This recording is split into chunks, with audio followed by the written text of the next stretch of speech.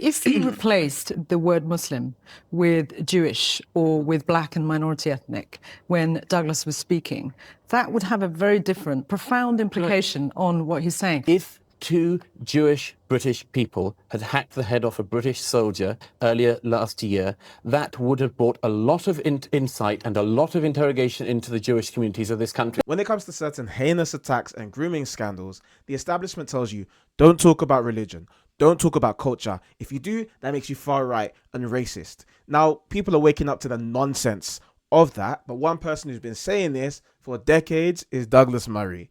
Take a watch. Why is it that a lot of people don't seem to feel at ease about Islam? As the chap in the report there that Katie Razzle interviewed said, there's always a negative. There's a kind of code in various newspapers, TV, that it's something to be feared, whether it's British Muslims going out to fight in Syria or, TV broadcasters erroneously saying that Woolwich attackers had a Muslim appearance.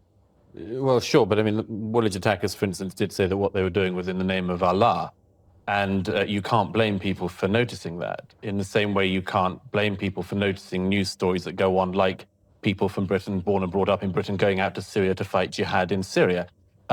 You can't blame the general public for noticing these things. And I think you should not blame the media for reporting them.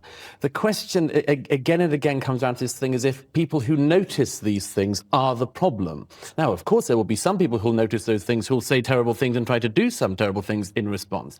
But the problem is not the story. The problem we have as a country is what do we do with this information going forward? And that's why you think the government should somehow engineer the birth rate? Well, the government isn't able to become a prophylactic device. I mean, the point about this is that there is significant public concern for this reason.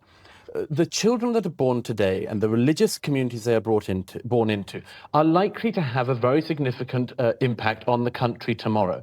And there are reasons for people in this country, including prominent Muslims who have spoken about this, there are reasons to be concerned because of some things that are done from within small segments of the Muslim community. If you want to see an example of a Muslim speaking about this, you can check out Ed Hussein's book, Among the Mosques, where he literally goes and talks about the kind of ideologies that are becoming very prominent in some of Britain's biggest mosques.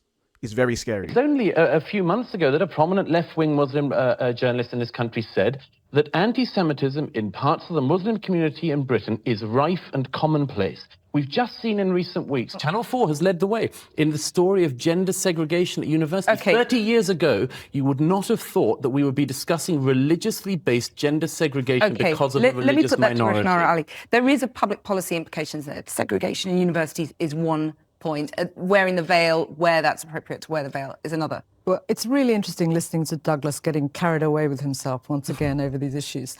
Essentially, if you replaced the word Muslim with Jewish or with black and minority ethnic when Douglas was speaking, that would have a very different, profound implication on what he's saying. That's not to say that there aren't issues within the Muslim community on a number of fronts, but there are issues in many communities. And what we must do is not caricature and blame everybody in the name of the Jewish or Hindu behaving badly. I couldn't agree more. I couldn't agree more. The point is, and this can't be emphasized enough, if two Jewish British people had hacked the head off a British soldier earlier last year, that would have brought a lot of insight and a lot of interrogation into the Jewish communities of this country. But the Jewish Hindu birth rate doesn't hit the headlines of it. Let's address that point. My point is, again, the facts matter. We cannot have a debate about this if we say everything that matters must be taken off the table. I'm not everything saying that that. is by the wayside is what we'll concentrate on. I'm not saying that.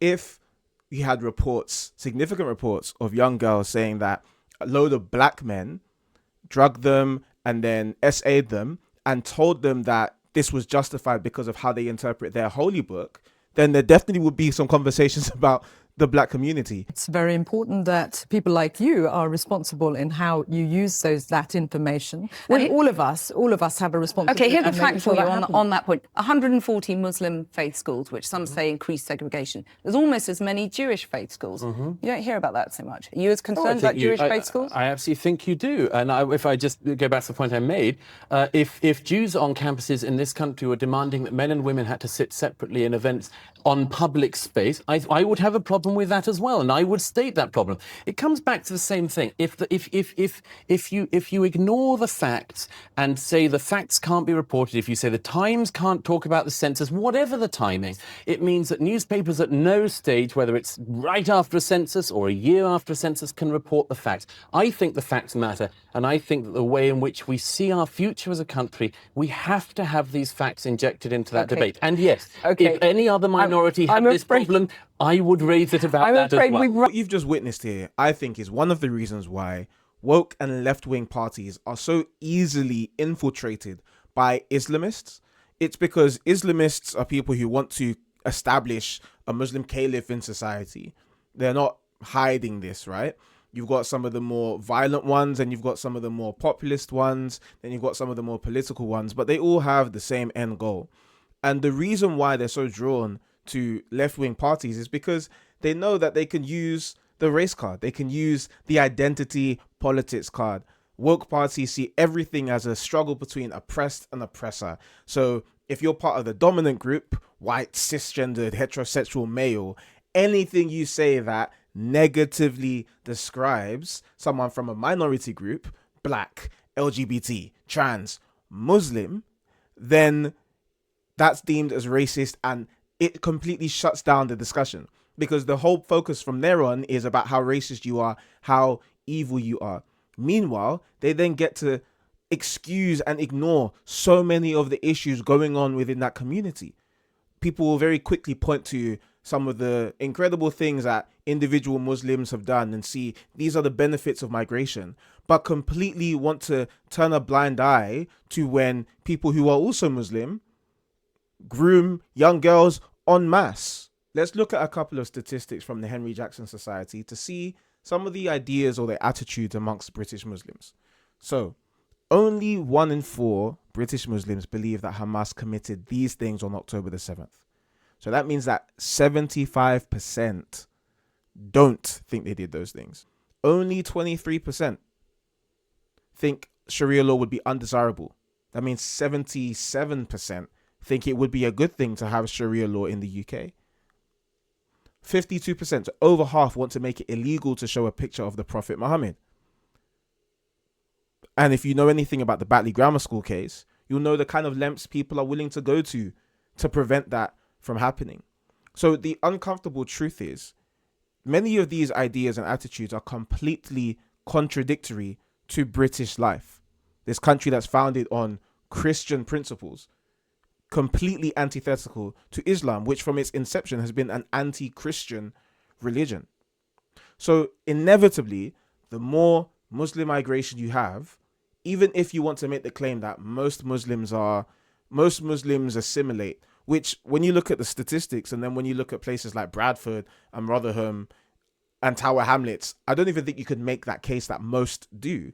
But even if we concede the fact that most Muslims will want to assimilate into British culture, you still have a significant number of people who don't share British values, who don't share the values of freedom of religion, freedom of speech that we hold dear to. And so that means as the numbers increase, the number of people will also increase. What's more important is how extreme are the minority of people who are willing to go to those lengths, and what kind of damage can they cause? Even if the majority of people wouldn't do what Jihad al-Shami did at the synagogue in September, I believe, or October, September, I think.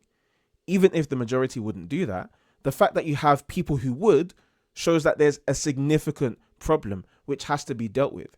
And so lying about it or just calling everyone racist for noticing these things is not going to get you anywhere. And it sure as day is not going to protect our children and their futures.